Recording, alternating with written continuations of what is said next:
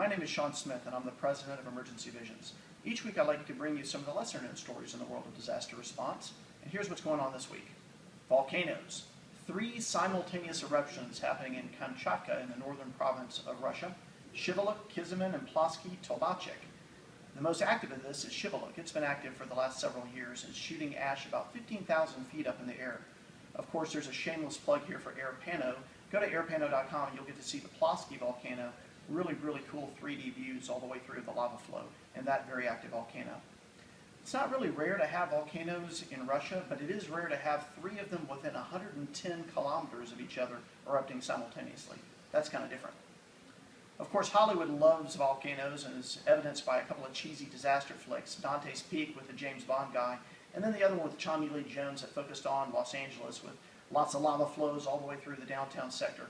But you know, as strange as that is, it's not as strange as real life. Here we have a pro surfer, and I'm going to read this to get his name right. C.J. Kahuna risked his life as he surfed within 20 feet of a lava flow in Hawaii. Paddling through the boiling waters, he said, "The water is well over 200 degrees in some spots, and it melted the wax on the surfboard. It was an amazing feeling to get so close to the power of the lava." Well, it's hard to really know what to say in response to that.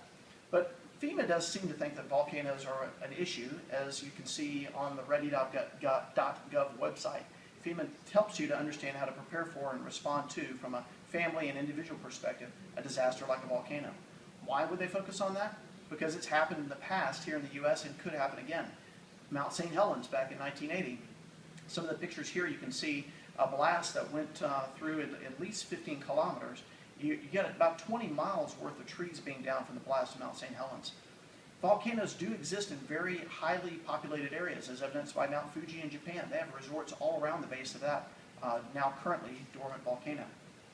Well, it could happen again in the States. Mount Rainier is not too far from Seattle, and Geology.com recently had this article talking about living safely with a volcano in your backyard. In addition, there were 4,800 earthquakes through the Northwest in 2012 alone, one of them being seismic through the vertical part of the plates, evidencing a potentially large disaster scenario. Imagine a really bad day Seattle would have if Mount Rainier explodes. That creates an earthquake that triggers a tsunami. And yes, there was a tsunami that went through 200 miles inland some 1,000 years ago in that area. Well, all we really know at Emergency Visions is the worldwide disaster trend is more and bigger. So lots more disasters in much larger scale, as evidenced by Katrina, the Japanese earthquake, tsunami, and radiological events, and of course Superstorm Sandy that just occurred in the Northeast. And you will see this trend increasing. But do know that we provide products and services that assist in getting the resources where they need to be in response to any kind of scenario, volcano or otherwise. And you can count on us to be there to help. That's it for this week. Tune in again next week for another unheard of story in the world of disaster response. From all of us at Emergency Visions, God bless.